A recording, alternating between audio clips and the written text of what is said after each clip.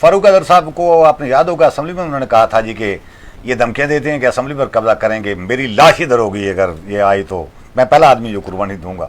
उधर भी उन्होंने कहा है कि दुकानें खुलवाने के लिए ज़बरदस्ती करेगा, हम उसको दुकानें बंद कराने के लिए ज़बरदस्ती करेगा, हम मार कुटाई करेंगे। फारूक अदर साहब अब काफी माशाल्लाह बच्चे हो रहे हैं। नहीं हैं लोग, हैं लोग, मैं कहता हूँ राठौर साहब एक बंदा रजाकाराना अपनी दुकान खुद बंद करके घर से नहीं आता, वो बंद करके जाकर होटल में बैठ जाता है, वो बंद करके जाकर चौक चौराहे में बैठ जाता है। फारूक अदर साहब मार कुटाई करके उसकी दुकान खुलवाएंगे। असल में मुझे हैरानगी ये हो रही है कि जो लड़ाई अवामी एक्शन कमेटी और अनवार हक को आपस में आमने सामने खड़े होकर लड़नी चाहिए थी, क्योंकि हुकूमत अनवार हक साहब की है, वो लड़ाई खामखा गले डाल दिया है।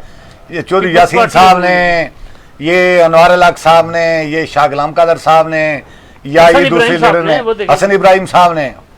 देखे ना, कुछ लोग बड़े सियाने हैं। याकूब खान साहब ने किस तरह अपना बचा लिया है बिल्कुल सारे सिस्टम से, और कुछ और लोग भी ने बड़ी तरीके से वो भी इक्का दुक्का करते रहते। अब होना ये चाहिए, देखे ना, हुकूमत ने खराबियां पैदा की हैं तो हुकूमत इन खराबियों को दूर करे।